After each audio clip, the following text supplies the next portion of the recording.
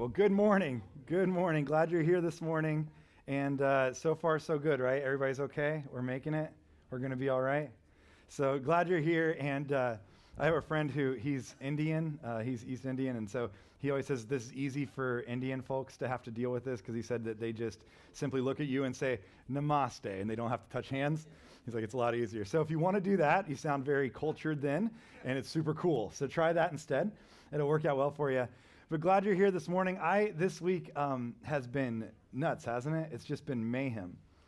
And I don't know about you, for me at least, it's felt that way. And on Tuesday, we made a huge mistake in our lives, and we had a doctor's appointment. Now, this was scheduled months in advance. We changed insurances. We found a doctor who could work with all of our family, and we were like, we'll go visit them. But guys, my mom found out that I had a doctor's appointment this week. I don't know how. I'm guessing my wife, because she knows she can't get information out of me, and Marie's actually nice. And Marie tells her things. She says words to her about things we're doing, and I just try not to do that. Like, Mom will call me and be like, what are you doing today? And I'll be like, so what are you up to? And I'll just try to change the subject, and I'll be like, I like hot dogs. I'll just try whatever I can say to get her off the topic of what I'm doing. And my mom found out I had a doctor's appointment. And so she has been convinced since that moment that I am dying. And so she was like, why do you have a doctor's appointment? What's going on? Are you dying? Are you okay? Are you coughing? What's happening? She asks a lot of personal questions as that goes on. And I was like, no, it's just a doctor's appointment that's normal. And everybody that I would tell, like, I have a doctor's appointment on Tuesday, I can't meet, or I can't do this or that, they'd be like, are you okay? Are you all right? I'd be like, no, it's totally, everything's fine. I'm just gonna go see a doctor for like a normal visit of just like, hi, new doctor, I'm Kevin, good to meet you. Again, had not thought about this. And so we show up and we're sitting in the waiting room, and there starts to come a bunch of other people. And they have the news on in one corner of the waiting room, and it's very loud, like overpoweringly loud. And you can hear every statistic about the coronavirus that you've ever wanted to hear. All kinds of things coming on the news about how many people are dying, how many people are alive. It seems like the death count is higher than the alive count sometimes. And it's just like crazy. I mean, just so much news about it and everything that could ever matter about it. Can your pets get this? Can and I mean, how many turtles have contracted the coronavirus? And like they're going on, this whole rant about that. And we're sitting in the waiting room, and we start to see people coming in who are sitting near us or sitting closer to us, and you start to hear the coughs. You start to see the masks, right? That's a fun thing. That'll put you at ease, won't it? People coming in with surgical masks who are not doctors, and they're sitting next to us. And so, you start to see this whole thing playing out. And I can start to feel my stress level, my like blood pressure starts to go up. Like I start to feel it like, oh no, like we're in the thick of it. And what are we doing here? And there's so much that's happening, right? And you can almost feel the tension of the entire world around us in that one room. And so they take us back, and there's these nurses who take us back, and they're talking to us, and they weigh us, and they do all the fun things that you love having done, and tell you how tall you are and all that. That used to be a lot more fun when I was a kid, to find out how much I weighed and how tall I was. Now it's just depressing. And the whole time, though, they were like, oh, you guys are great. You're young and healthy. That's what they kept telling Marie and I. And we were like, we're young and healthy. Now, it's all by comparison. The rest of their clientele was not our age, but we felt good. We left and we were like, we're so young and healthy. It just felt it was an uplifting experience. So they're telling us all this stuff, and they take us back to a room, and the nurses sit down, they're talking to us. So how are you feeling? Everybody okay? Do you have anything? What's the history of your family's health? What's the things that are going on in your life right now? And you could just feel the tension. And I was asking them, like, have you guys been busy this week? And they're like, oh yeah, we've been busy. And do you have a lot of people come in? Oh yeah, everybody's coming in. And so as we're talking, we start to feel, again, the tension of the room, the tension really of the world around us that's just becoming more and more palpable, like as you're sitting there. And we get through this whole exam, and finally the doctor comes in. You know how he there's like opening acts for the doctor. There's the opening bands. You get like the receptionist, you get some nurses, you get even maybe a resident or something who's there, an intern, and then you get to see the doctor. He's the headliner who comes out at the end. And so he comes in, and he swings the door open because he's the doctor and he's in charge, and he comes in and he sits down and he starts talking to us. How are you feeling? All the same questions. I don't know if you noticed this. We just covered all of this with somebody who apparently is just less qualified to write down the answers than you are. And so he starts talking to us about all the things. We go through the whole list again. And by now I'm like, I think I'm dying. Like, I think I'm sick. I was young and healthy when I entered. And now I'm starting to wonder if there is something bad wrong with me, if there's something going on, and I can feel all the tension. I can feel all the worry and the hurry and the stress and the anxiety and the uncertainty, and just all these things are building up inside of me. And then he does this thing that doctors do, and he puts a stethoscope on my chest and he tells me, take a deep breath. And I'm sitting there in the middle of this uncertainty, in the middle of this worry, in the middle of this hurry, in the middle of this fear, in the middle of just this craziness that's happening, all this anxiety, all this stress, and suddenly you're just supposed to breathe, to take a deep breath. Now, I don't know the last time you took like just an on purpose intentional deep breath. I don't know the last time you just breathed just like because you wanted to. Like maybe you're breathing right now probably because you have to. That's a good reason. Or maybe like you've taken those deep breaths because you're you're sarcastic, and it's like that moment where, you know, somebody comes up to you and they're like, hey, I made it. And you're like, phew, so glad you made it. Yeah, I was worried. Or maybe you take those deep breaths because you're very passive aggressive. You know who you are. And you're waiting on something and you're tired of waiting. And so you do the, so everybody knows that you're exasperated by the moment that's happening here and you're mad about it. You know who you are. Passive aggressive breathers. You know how this works. And maybe there's these things that are happening in your life. But when was the last time that you just like breathed a deep, like soul cleansing, spirit filling kind of breath? Like when was the last time that in the midst of all these things you did that? I want to just take a second as we begin this morning. I want to take just a quick second. And I want to give you that opportunity. What I want to do is I want to just stop, and in the midst of your hurry, in the midst of your worry, in the midst of your stress, in the midst of your anxiety, in the midst of your uncertainty, in the midst of your fear, I want to take a quick second and just breathe together.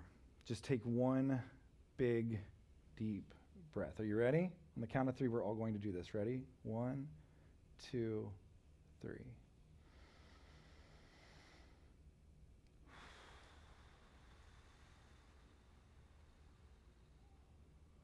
Does that feel good? Does it feel like something changes a little bit? Remember, as we've talked about in this Lent series, there's an old rabbinic tradition by rabbis, if you don't know what that means. Rabbis of the Jewish faith, they believe that you and I, every time we breathe, we're saying the Lord's name. There's a belief that God breathed air into our bodies. He took dust, he formed it, and he breathed into our bodies. And since that point, every breath we take is saying the Lord's name. His name in Hebrew is called the Tetragrammaton. It's Yah, Ha, Ve, Ha, which are all what are called breath sounds. They're sounds you make as you breathe. And there's a belief that as we breathe, we're breathing in and out this Yah, Ve, Ha. The sound of our breathing is the sound of God's name, and he gave us our first breath, but the rest of our lives is just us saying his name into the world around us with our breath. And I don't know about you, here's the thing, like you and I, we're going to take 15,000 breaths today. That's like 17,000 liters of air that will enter and exit from your lungs today. But I don't know about you. One of the problems I run into is that I think it doesn't feel like we're breathing very often. To me, it feels more like we're being suffocated. I don't know how many times you feel like in your life you have space to just breathe.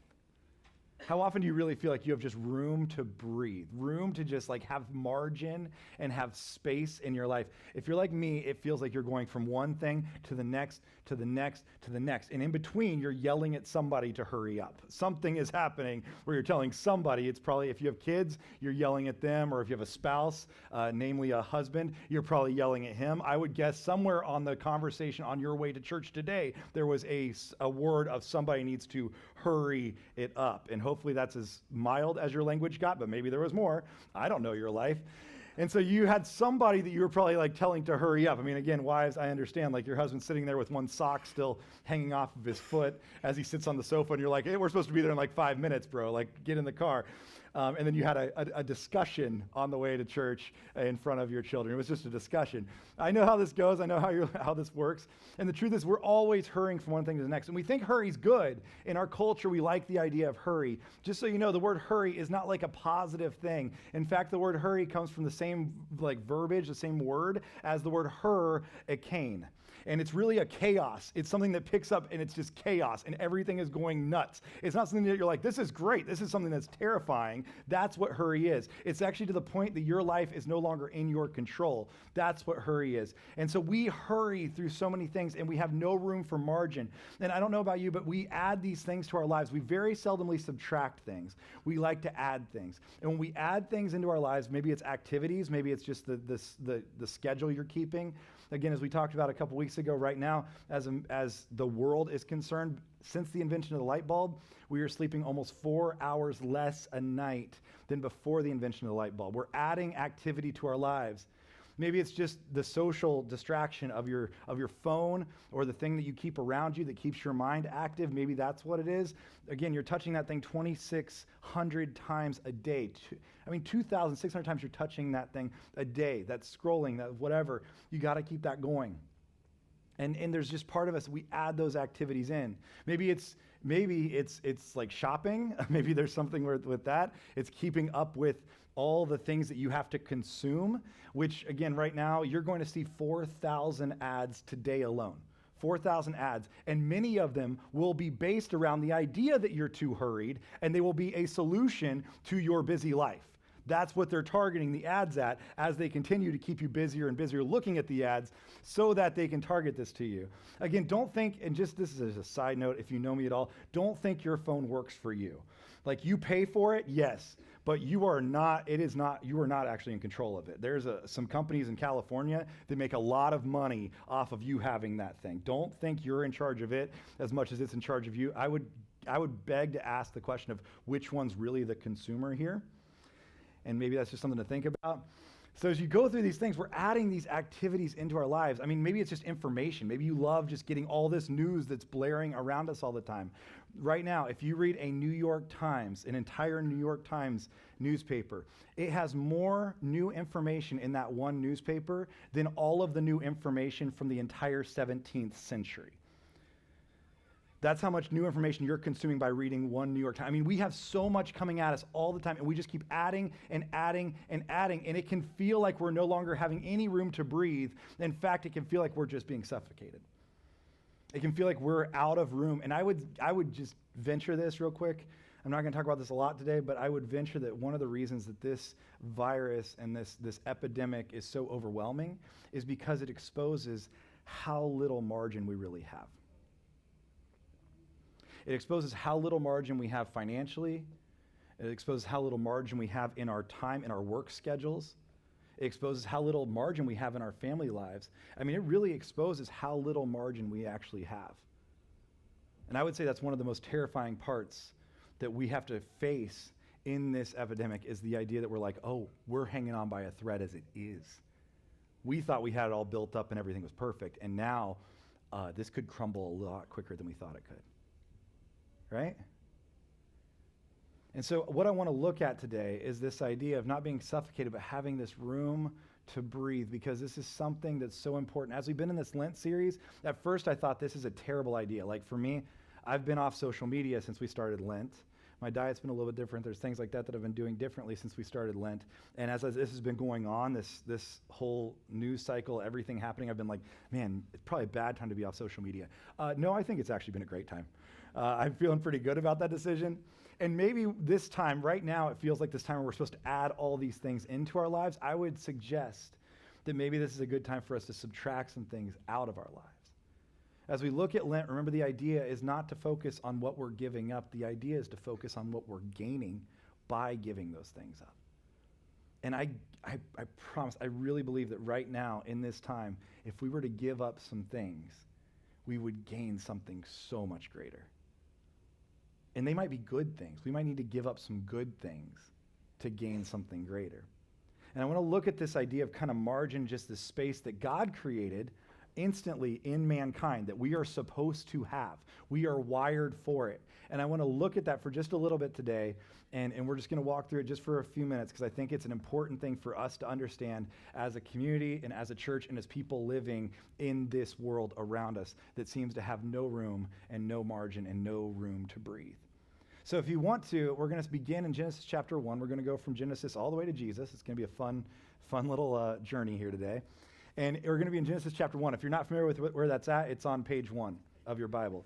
So you can just like open it up and just go to page 1, and you'll find Genesis chapter 1. It's the very first thing that happens, okay? We're going to start there. And I want to look at this. We've looked at this a little bit in this series already, but I want to kind of look at some different angles of this, some things we have not talked about yet, because there is a lot going on. This biblical story, by the way, of Genesis is a story that honestly is somewhat confusing. It's all written in poetry, and it's amazing how it's all in this poetry and this prose is the way it's built. So it's really not built to be a factual like a letter or like a thing where it would be a historical biography. That's not what's happening here. It's written as a poem. And it's amazing because it's written as a poem, yet it contains so much truth. It's just phenomenal what's going on here. It's not meant to be read literally. It's a Hebrew poem. We have no equivalent in the American culture for what Hebrew poetry is. I can't even really try to explain it to you because we really don't have an equivalent. We don't have something else that I can't say it's like, well, it's like Harry Potter. You know, it's not. It's not like Harry Potter. It's its own thing that sets on its own variation of literature. But what's happening here is there are deep truths being communicated, but not being communicated in the way that we're used to. It's not being communicated. It's like this beautiful language, these almost flowery words, and it actually has like a rhythm and a bounce to it. It's something totally different, yet it's not trying to make a factual argument. That's not its goal. It's speaking to something deeper within us. I don't know if you ever heard like a song, or you ever have heard a poem, or you've seen a play or whatever, and that art that just speaks to you in some deeper sense. That's what this is. That's what's going on here. So I don't want you to read this literally. I want you to read this in a way where it has a deeper truth being read to you, being spoken to you. But in verse 3, Genesis 1, verse 3, this is what it says. It says, "And God said, let there be light." Now, we've all heard this before, right? If you grew up in a house like mine, pastor jokes were hilarious. And this happened every time my dad turned on a light switch anywhere in our house. And he thought it was funny every time. It was not. It was not. Let there be light, and there was light. So God saw that there was light, and it was good. And he separated the light from the darkness. He separates these two things. The earth at this point was already dark, and he now makes it light. And he puts these two things separate from one another. And God called the light day, and he called the darkness night. And there was evening, and there was morning. So notice this. First of all, this is the first day that happens. This is the first time we have a difference between light and dark. This is where God creates this for the first time. But notice this at the end of this. Okay, so it's our first day. And you would think that what we would do in our culture, the way we would say it, is at the end of that, if we were to quantify there's day and there's night, we would quantify day and say, and at the end of it, we would say, and there was day and there was night, or there was morning and there was evening. We would start with morning, right? In our definition, we usually start our days with mornings and we end our days with evenings. Does that make sense? At the end of this verse, notice what happens is the opposite happens. It says, and there was evening and there was morning. Which one came first? Evening, the nighttime. That's the time you're supposed to be asleep. And up until just 150 years ago, we were doing a lot more of it. Wait, what happened here? Is this an accident? Was there something wrong with this? Is this just what made the poem rhyme? Is that why this is happening this way? No, I would say no to all of that. In the Jewish consciousness, in the Jewish understanding of this, this is still true. But if you notice what happens is the day begins at night.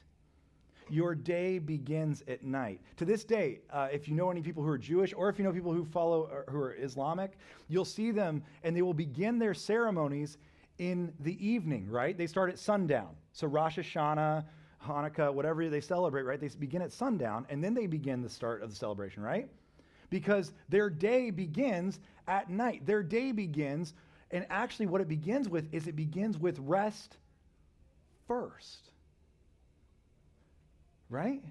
Rest would be first. Now, this isn't the only reason this happens. Rest would be first. And we'll talk about this for just a second. Continue to follow me for just a second. It says after that in verse 20. Okay, so if you skip down to verse 20, it says this. Then God, we're now a couple days away here. It says, and God said, let the water teem with living creatures. Let the birds fly above the earth across the expanse of the sky.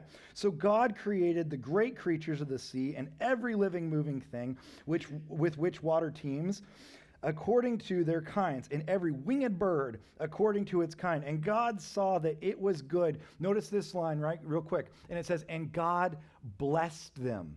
This is the first time God blesses anything in the Bible. It says God blessed them. This isn't like they sneezed and he says that. This is like he's actually bestowing a blessing upon them, upon the animals, upon this livestock. This is what's happening. And then it says, be fruitful, increase in numbers, fill the water and the seas, and let the birds increase on the earth. And there was evening and there was morning on the fifth day. God just blessed it. And notice again, it says evening and morning, okay? Now, just skip one more time for me, okay? Skip to verse 27. And notice this. God then, it says, so God created in his own image, in the image of God, he created them. He's creating man. This is what's happening. He's creating humans. He created them, male and female, he created them. If you ever, by the way, just side note again, if you're ever reading through the Bible, whether it's Job or Psalms, whatever, and you see this repetition where it's almost like, why do they keep saying the same thing over and over again? That's how you know you're reading poetry.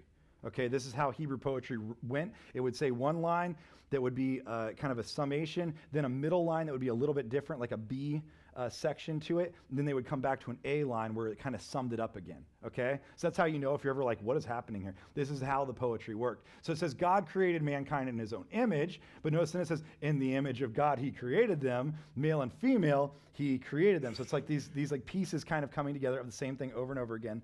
But notice the next verse, verse 28. And God blessed them and said, be fruitful and increase in number, fill the earth and subdue it, rule over the fish in the sea and the birds of the air. And he goes through this whole thing. It's called the Genesis mandate. But notice what it says there. It says that he blessed them. We're at two blessings. We have two different things blessed, the animals and the people. Those are the only two things blessed thus far. But if you go down, okay, so follow me just for a second further, into chapter 2. We're going to go to chapter 2, verse 1. Technically, the story should be over because God has now created everything. At the end of chapter 1, he has created everything we see, and it should be over, like it's all done. But there's one more day left, and it says this in chapter 2, verse 1, it says, thus the heavens and earth were completed in all their vast array. So the heavens and the earth are completed. Everything's done. God has done all the work. Everything is over with. It's all been set in motion. Everything's right. But it says in verse 2, by the seventh day, God had finished the work he had been doing. So on the seventh day, he rested from all his work. And God blessed. Notice what he blesses. God, this is the only other time he blesses something in the creation story. He blesses the seventh day and made it holy, because on it he rested from all the work of creating he had done. Weird, huh? God blesses animals. God blesses humans. And then God blesses a day, which is kind of weird. He blesses the seventh day. Now, if we're looking at this, and just, again, if you have a Bible, you can probably see it a little bit differently. But if you notice, just quick side note, is that God created everything in the 6 days, right? Everything's over with. And even the people who are writing this Genesis story, when they were putting it together, because remember, at this time, there was no chapters or verses, right? This is all just kind of one poem, right? So there's no chapters or verses. When they started to put in chapters and verses, they actually cut it off after the 6th day, saying like God did it all. It's all over. So there's no point to even worry about what God did after that 6th day because he completed everything. Everything's done. And so what they did is they chopped it. It would have been after verse 31, but they chopped it, and then they started a second chapter. And in that beginning of the second chapter, they shouldn't have done it this way, but they started with the 7th day. But if you notice, right after the 7th day, it goes back into Adam and Eve, starting about how God created man. It's like this little hanging spot where some people believed that all that God did that was important was in the first 6 days. We didn't need to worry about the 7th day. The 7th day wasn't important. Like he did all the work. The 7th day, this day of rest, kind of got chopped off. But here's what I would posit to you, is that we have done the same thing. We've kind of eliminated this idea because we're like, well, we do all the work. That's the important stuff. And then this like 7th day, this other thing, this day of rest, this margin that we're supposed to have in our lives, this room to breathe, we take that away. It doesn't matter. right? The important stuff already happened. But think about this for just a second. Notice it says this in that verse, in those verses again. Just go back through those with me. It says, by the seventh day, in verse 2, God had finished the work he had been doing. Now it says that they're completed. It's finished. And what we see is that, yes, he's completed the earth physically, but he has not completed everything spiritually. There's a difference between the two. He's completed the physical earth, but something spiritual has yet to happen. Something that matters most has yet to happen. And it says that's when God blessed the seventh day and he rested. He made it holy because he rested from all the work he had done. And from this point, the next thing that happens is God creates man. I want you to think about this for just a second. God creates man right after this. It goes into this whole creation account. God has just created man, and now he's creating this seventh day for them to have to rest. He's just finished working with man. And the first, so think about this for a second. God did all the work before us. He did all the work for us. He did the whole earth for us, right? He began the whole thing, did all the work for us before we showed up. Why did he do that? So that our first day on earth, our first day of being created beings, would be a day of rest with God. He created Adam and Eve, and their very first day of life was not a day where they were working. Their first day of life was a day of rest with God.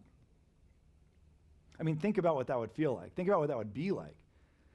And that's why, to be honest with you, to this day, the 7-day week has continued, is from the creation story. That's why we have a 7-day week. That's why we continue to operate in that. And that's also why Sunday has been the first day of the week. On your calendar, I don't know if you notice this, most of the time on your calendar, you get Sunday and then Monday, Tuesday, Wednesday, Thursday, Friday, Saturday. Now, it doesn't make a lot of sense if you think about it, the way we operate our lives, the way we work our lives, it doesn't make a ton of sense, but this is what's happening. And this is why, is because Sunday is the first day of the week. It's the first day that matters, and we start our week with rest. Now, I would say most of us, we don't do this very well, but this is what it was designed to be. In the Jewish calendar, this is still the way it is. They don't have a Monday or a Sunday or whatever. They just call it day 1, day 2, day 3. But day 1 is always this day, and it begins with this day of rest. But to us, I think what we do with rest is we make rest whatever the rest of our time is. Like rest is whenever we have time left over, right? When we think about resting, we think about resting in the sense that like, well, when I get everything else done, then I rest. Then I slow down. Rest is what we do with the rest of our time. It's not our first priority. It's our last resort. It's not the first thing we put on our calendar. It's not the first thing we think about. But there's a big difference between working from a place of rest and working for a place of rest. And what God is setting up here is you're working from a place of rest. Not working for a place just where you're gonna wear yourself out so badly that you have to find a place to rest, but you're working from a place of rest, which changes the way you operate. There's great theologians that say that those that celebrate Sabbath, this idea of Sabbath, this one day off, those that celebrate Sabbath do not live one day differently, they live all 7 days differently because they're working from a place of rest, not for a place of rest. So God puts this thing in, and it's called this Sabbath. It's called Shabbat in the Hebrew. Shabbat is the word here. Shabbat is a word that literally means to stop. Just to stop. Just, it's over. Just to stop. That's what Shabbat means. And God puts this thing in to stop. Now, it's not because, is it because God just can't go on anymore? God's just so exhausted. He just needs a good nap, and then he'll be less cranky and he'll wake up and do other things. Is that what's going on here? It's not because he can't keep going, it's because he won't keep going. It's because he chooses not to. In your life and in my life, I think sometimes we think that it's this thing where we're supposed to have these days of rest because we've just worn ourselves out so badly, and that's the only way we can get to it, instead of realizing that this is something that, first of all, it's not because we can't keep going, it's because we won't. It's a choice. It's not a choice that's made for us, it's a choice we make for ourselves. And so what we see is this idea, this place of breath. Now, I don't know about you, this becomes a massive part of the entire story of God from this point forward. I don't know if you're familiar with this, but really rest becomes a centralized theme to the rest of the Bible. This is how it works. Like the Bible is not just a story of restoration, yes, but it's also just a story of rest. This theme is such a big deal. And God plays a central role in how we rest. Resting with God, having our first day with God is so important. And I don't know about you, God, if you notice, he blessed that day. And I know that you've always heard that rest is best. I would say that rest is blessed. And rest is blessed by God for a reason here. He blesses this day, and then he invites us into it. And for us, maybe you're terrified of that notion. For being honest, maybe when I talk about God and rest, you're like, no, we don't rest with God. That's not part of rest. God doesn't sound restful. I mean, maybe that's where you're at, and that's okay, I understand it, but if you think about your version of God and your vision of who God is, do you think of him as a God who wants to bring you rest? Do you think of him as a God who, wants to hang out and spend time with you? Or do you think of him as a God who's, angry? Think of him as a God who's condemning? Do you think of him as a God who's, pushing you all the time? Think of him as a God that's like a police officer. He's just waiting for you to mess up, and he's going to come and get you. I mean, what do you think of when you think of God? I would say that not many of us think of God as a God of rest. And there's probably a few reasons for that. I can't get into all of them, but I would guess that some of us, first of all, I would say that maybe some of us, we come from a background where we've been taught that God is angry at us. Maybe you grew up like this. I have a friend he went to Catholic school growing up, and he was literally beaten if he did something wrong. I mean, that's not an exaggeration. And then the nuns would be like, but we also love you. And he'd be like, hold up. Got a lot of questions about how this works together. And this is his version of God. Now, I'm not saying it's right or wrong. I'm just saying his version of God is one where God is not a God of rest. God's a God who's angry. God's a God who's mad at you. Maybe with your family, maybe in your family of origin. I have a friend whose father was just a terrible father figure, to be honest, just not a good father figure. And she's working through, what does this mean for us to have a God who is a good father and who loves us in this way? Maybe when you hear of God as a father, you're like, I don't want that because my father figure was so bad. Maybe it comes from your family. Maybe you hear that and you're like, that's not a God of rest. That's not how this works. I mean, maybe when it comes down to it, there's a little bit of conviction in your own life where you can't sit with God as a God of rest because you know some things in your own heart and in your own mind and in your own life that are not congruent with the way that God has called you to live. I have a friend who, to be honest with you, he has struggled with this for a long time. He can't rest. He can't sleep. He can't do certain things. He has so much anxiety in his life. And he's flat out told me, Kevin, it's because I don't think God would be happy with the way I'm living, but I also don't want to change the way I'm living. It's fair, but he understands that. And maybe that's where you're at. Maybe there's some conviction in you, and it's hard to rest with God because your life is not congruent with who God is. And there's some things you need to set right. But when you learn to rest with God, it's a loving relationship. And I will say this is something that's hard for me too. Again, I don't know if you know this or not. I'm a high introvert. I really am, and people never believe it. I'm very introverted. If after this is over, I go home and don't talk to anybody in my family, nothing. I'm just done. And I'm very introverted. I like people, don't get me wrong. It's not that I don't like people. I love being around people. I love people, but it will wear me out. It exhausts me. So, after all the, Christmas parties, for instance, when those are all over, I literally spend 2 weeks just in a cocoon after Christmas season. And that's fine. It's not something wrong. It's just that's who I am. And I remember when Marie and I started dating, and we were in college together, and I was doing all these things. I'd be on stages speaking. I'd be on stages leading bands. I was touring all over the country, and we were on stages every night, and I had all these other things going on where I was speaking at big events or conventions. And she was she saw me as that person. And then as we started getting more and more serious, and we were dating longer and longer, and we had time where it was just the two of us, I would just be silent. And Marie would be like, what's wrong with you? What's going on? And Marie honestly would ask me, are you mad at me? Do you hate me? Why don't you talk to me? what's happening? And I'd be like, no, I'm like, everything's good. Guys, you know how this is. Like, and she'd be thinking that I have other thoughts in my head. And the truth is, guys, we have no other thoughts in our heads. We don't have a lot going on up there, really, in the first place. And so she'd be like, are you upset with me? What are you thinking? What's happening? And the what are you thinking question, what are you thinking right now? Or what are you thinking? I'd be like, literally nothing. And she'd be like, you can't be thinking nothing. Guys, it is proven that men can actually sit and have zero brain activity. That is a true statement.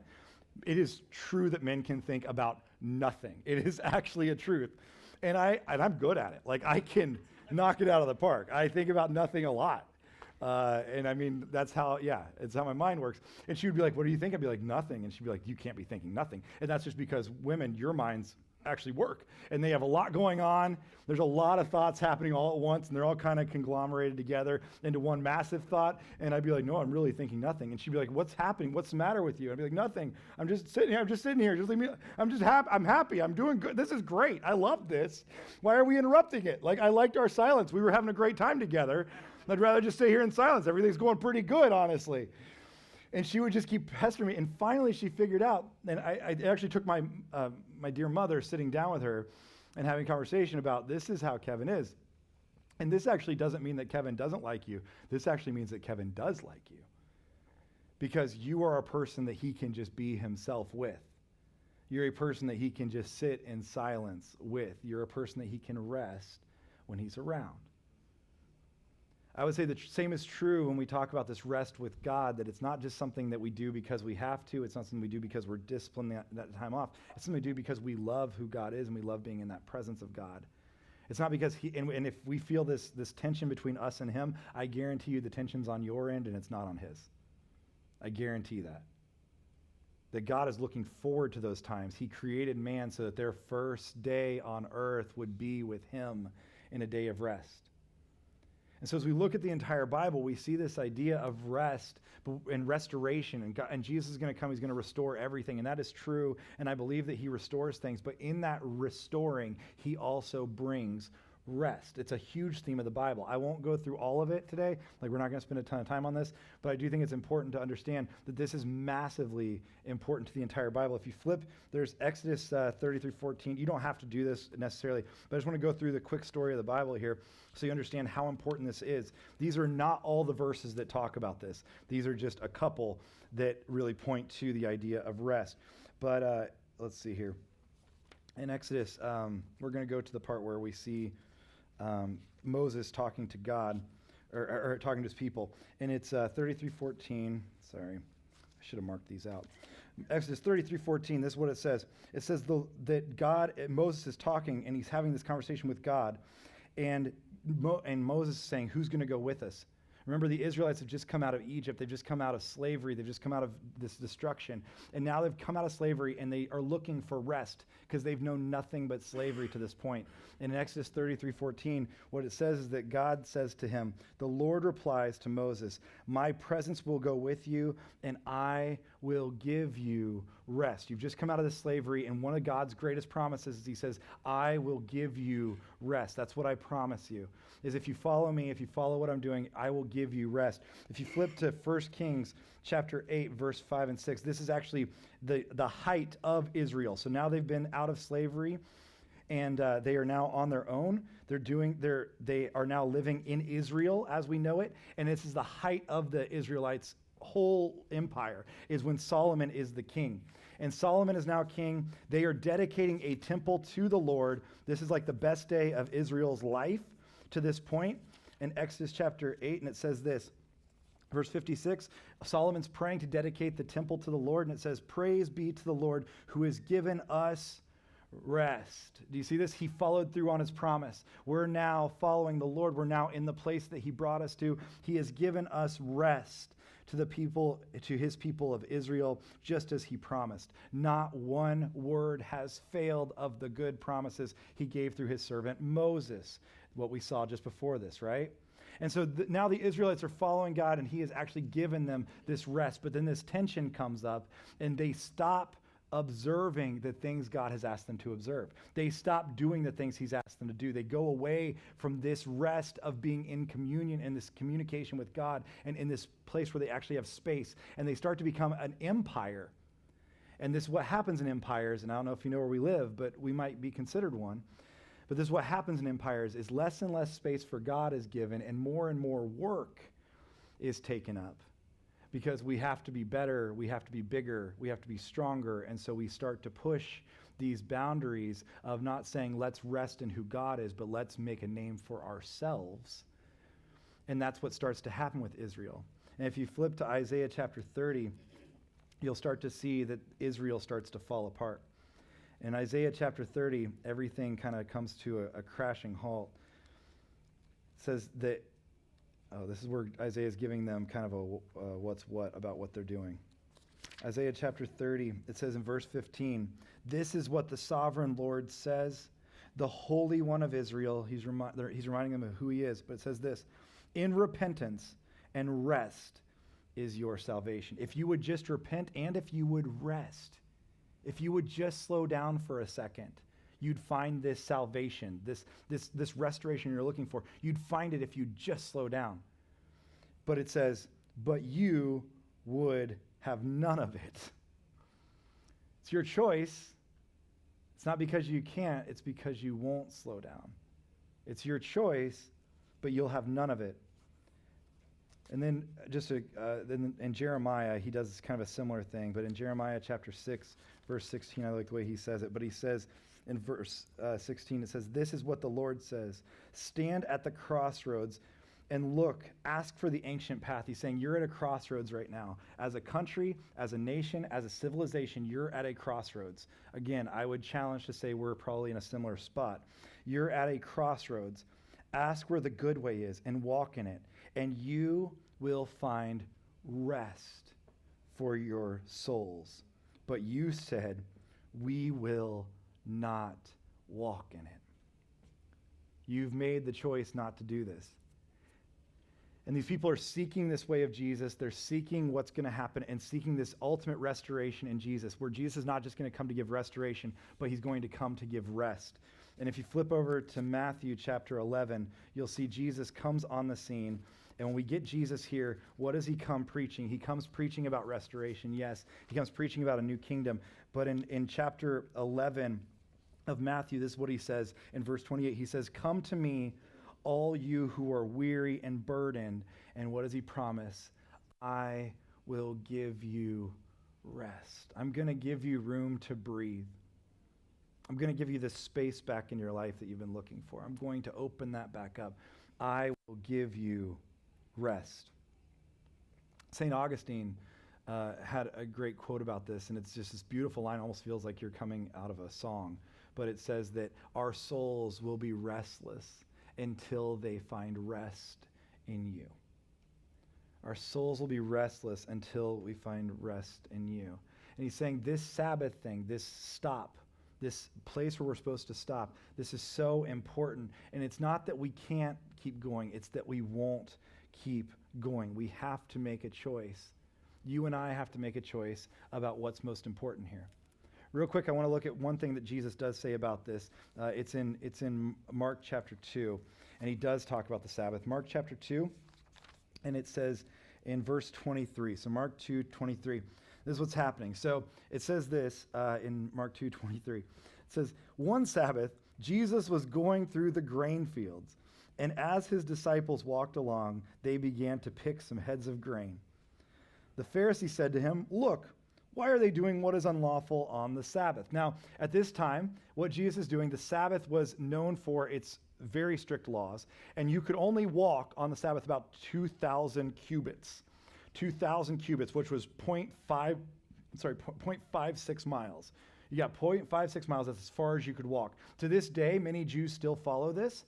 They cannot walk more than 0.56 miles wherever they're going to get to, even if they're going to the synagogue or going to the temple, they cannot go more than 0.56 miles. Although there is a fun little caveat that shows up later that says that you get an additional 70 cubits. It's 70 and 3/4 cubits to be exact. So now you can walk up to 0.59 miles. So you really get get your bang for your buck there. But that got added in, but this comes out of Joshua chapter 3. So this whole idea of this 0.59 miles is very serious. Jesus is walking on the Sabbath. He's not obeying all the laws. He's not doing all the things that they're telling him to do. He's just walking along. And I don't know about you. I've heard this scripture mentioned many times, and I've heard it in an opposing point of view. But look at what Jesus says real quick. He says, he answers those Pharisees. He says, have you ever read what David did when he and his companions were hungry and in need? In the days of Abiathar, the high priest, he entered the house of God and he ate the consecrated bread, which is only lawful for priests to eat, and he gave some to his companions. It comes out of 1 Samuel, not really hugely important right now. But then it says, then he said to them, the Sabbath was made for man, not man for the Sabbath. Now, here's the way I've always heard this verse interpreted, is what Jesus is saying is do away with the Sabbath. The Sabbath isn't that important. What's important is what man needs at this moment. There is some truth to that, but notice the way Jesus says this line. I would say in their culture, yes, Jesus is saying what's more important, man or the Sabbath? More important is man. But I would say in our culture, what we need to hear is the flipped version of this, because notice what Jesus does say about the Sabbath. Notice the first half of this verse. He says, the Sabbath was made for man. It was made for you and I. It was necessary for you and I. We try to trash this part. No, Jesus is still saying it's still made for you and I. It's still there for you and I. To stop is still there for you and for me. To have this intentional stop is still there for us. I would say, just so you know, if you ever do studies on this, it's fascinating. To see how we are wired for this Sabbath is so interesting. There have been studies done. If you go back to France and you look at the French Revolution that happened, in the French Revolution, they started doing away with the 7-day week and away with the 5-day work week. They started moving to a 10-day work week. You would work for 10 days. And they started thinking this was going to help them in the revolution. And what happened was what increased was not productivity. What increased was suicide rates and depression and people quitting and people getting burned out. And in fact, their productivity went almost to zero during this time while they tried to increase the work week. Don't confuse busyness with productivity. They are not the same thing. And to this day, there have been studies, even just in the last couple of years, that have studied people working 50 hours a work week to 70 hours a work week. People who are working 50 hours and people who are working 70 hours, there is no difference in productivity. There is nothing more getting done at 70 hours than there is at 50 hours. It's like our bodies kind of stop being productive at 50. And it's interesting because if you take apart 50 hours and you think about it in the context of a work day, it's almost like that's 6 days a week. Which means there's one day that's left over. The one that we like to cut off and just keep either working through or act like it doesn't exist. It's almost like God designed our bodies for this. It's almost like there was a plan behind the whole thing, isn't it? It's crazy. If you study the Seventh-day Adventists, their church is fascinating on this. Seventh-day Adventists, anybody familiar with that or been a part of that? They're very strict about the Sabbath. They do Sabbath on Saturdays, but they're very strict about Sabbath. And that's one of their big strongholds, is that they hold on to what the Sabbath is. There have been studies recently in the Seventh-day Adventist church as to why Seventh-day Adventists are living longer. They're living longer than most Protestants or Catholics. Why is that? Why are they living so long? And they're actually living on average about 10 years longer. 10 years. But if you took the average lifespan and you added 1 day to that lifespan, you added 1 day to the average lifespan, you would see about 10 years worth of days. It's almost like there's something to it, isn't it? By the way, I also read a fun little study. It was in a book about happiness, and it said that people right now, they did a study, and people's happiness levels go up more with 1 hour of sleep a night over a $50,000 a year raise. The people's happiness levels go up more with 1 hour of sleep a night than a $50,000 a year raise. Now, I would like to at least try. I don't know who they're taking into this study. I'd give it a go. Be like, I'll take the $50,000 route and see how the study goes, But yeah, I mean, there have been studies on this. It is fascinating. It's like we were made for this. And here's why I think it's so important. Let me just, from me to you, is that even as a pastor, I struggle with this real bad. I have a very hard time with this. I have a very hard time having a day where I turn the phone off, I have a very hard time not taking, texts from people, checking social media, whatever the things might be. I have a very hard time setting myself aside and just being like, no, this is a day where I rest. I'm not going to do a whole bunch of work. I'm not just going to run the errands that I had left over. That's not what I'm going to do. I have a very hard time with it. And when I was younger and healthier, I was working at a church that was a very large church, and I went there, and I was only there for about 5 years, and we only had 9 pastors on our executive staff. And of those 9 pastors, I saw 4 of them go into intensive therapy for burnout at a church. I'm talking, these were 3-month programs where they would go to another place and spend 3 months getting rehab to the point where they could come back and just start it all over again. And so I had a boss who, when I was there, he was a family life counselor. And that was what he did by trade, but he was also a pastor on staff, and he was my boss for a little bit.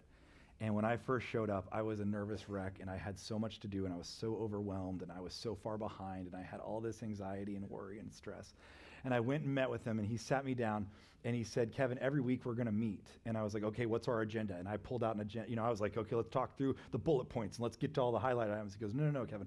No, we'll have that meeting another time. Once a week we're going to meet, and we're going to talk about how you're doing. And I'm going to hold you accountable to having your days off. I'm going to hold you accountable. At this church, we did work 6-day work weeks, but we had 1 day off. And he said, you're going to have that day off. That's how this is going to work. And we're going to make sure that we continue to have this conversation. And he said, here's the thing, because we're going to put this in place before something happens. See, for most of us, we wait to put this in place after the affair or after the addiction or after we've burned ourselves out.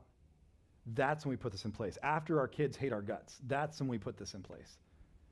After it's too late, that's when we're like, oh, we should probably take some time and start to settle in, instead of doing this before. And this should be our first thing, not our last thing. This should be our first option, not our last resort. And that's why I worry about this, is because I don't want it to be after everything has happened. I don't want it to be till after I've burned out. I don't want it to be till after you've burned out. I don't want it to be for after I have the affair or you have the affair. I don't want to be after my addiction or your addiction. I don't want to be after my kids hate my guts or after your kids hate your guts. This is something we have to do now and work from a place of rest instead of working for a place of rest. You and I, we have to find this breathing room on a consistent basis and allow ourselves to just rest in the presence of God and be okay with that. And trust that he's going to make up the rest of it. We can't just give him our rest when it's the rest of our time. And it's just, that's all we've got left. Some of us, we think that way. I know if you're in this room, you probably think that way if you're like me. Oh, well, there will be a day where I retire. Will there? You start that practice now as to how you're going to live then. Well, there will be a day where, all the schools close down, we get a little bit more family time. Will there? Or have you already filled your plate so full that when those things happen, you still don't have the margin? We have to learn how to create this space in our daily lives and in our weekly routines and begin with it first. Make this a practice of our lives so that we work from this place of rest, not just for a place of rest. So I hope during this time, I know it's a crazy time. I know there's a lot happening in your life. There's a lot happening in my life. I know there's a lot going on in the world around us. During this time, what I want to ask is this, just that you find a place of rest. That you mark off a day, that you mark off, even if it's just starting with like 4 hours or 3 hours of like, I'm going to turn a phone off. I'm going to not just let Netflix just continue to play on loop. I'm not going to scroll through things. I'm not going to just continue to finish up the errands I haven't gotten to, or just take that one more phone call, or just call that one more client, or whatever it is. I'm going to turn those things off, and I'm going to intentionally decide to be in this place of rest that God has given me, this place of Shabbat. Now, here's the other fun thing about Shabbat, just real quick. Let me tell you this just real fast. The word Shabbat does mean to stop. This Sabbath means to stop, but it also means, there's one other thing it means. It also means to delight. This isn't just about giving something up. It's about gaining something. What is something that you find delight in? What is something that you can say, if I were to remove this, I could replace it with that. Find the thing that you delight in and spend time in that. Remove this and replace it with this. As you rest, may you find delight not just in the thing you're doing, but may you find delight in the Lord who loves you. May you find delight in the God who's given you this space and this place, and he created you to be in it first. May you find delight in him. So if you would, let's stand together. And I want to pray for you. I want to ask you just to put your hands out like this, and we're going to breathe together for just a second. Then I want to pray for us. Just take a deep breath on the count of 3. 1, 2, 3.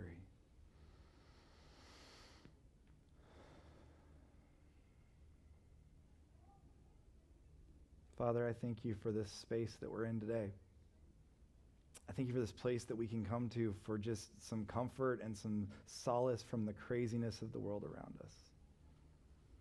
I thank you for just a place that we can be in where we can just breathe and have room to breathe for just a little bit. And God, I know that the week's coming.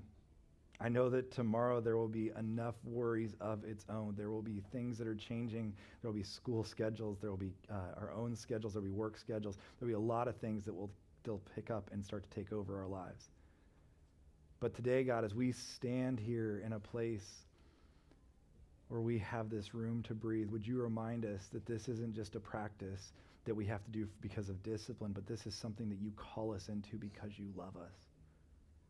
Will we not go into it because of discipline, but because of delight?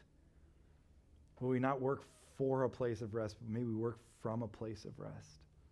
Where we've begun our week, begun our lives, begun our days with things that fill us up before we go into a world that's going to empty us out. Would you be with us? Would you fill us with your presence, with your spirit, and with your grace on a daily basis? Before we enter our workplaces, may we be full of you so that we can go and be lights of yours in those places. Before we go into our schools, may we have time with you so we can go into those places and be lights for you. Before we go into our family lives, would you have time for us set aside with you before we go and try to be lights for you in our families? God, we want to do this today. We want to set this time aside now before it's too late. May it become a practice in our marriages. Maybe it become a practice in our families. Maybe it become a practice in our professional lives. That we would find time with you and delight in who you are. Today, God, if there are things blocking us from that we're afraid of you, or there's things that we have conviction about, whatever those things may be, may we repent of those things right now. May we have conversation with you about those right now and get those things off our chest that we can just spend time with you and rest in you. We thank you for being a God not just of restoration, but a God of rest in a world of stress. So thank you so much for that. I pray you'd be with us today. I pray you'd be with our families. I pray you'd be with us as we go into this week. We love you so much, and we thank you for all that you have done and all that you are doing and all that you will do. In Jesus' name, amen.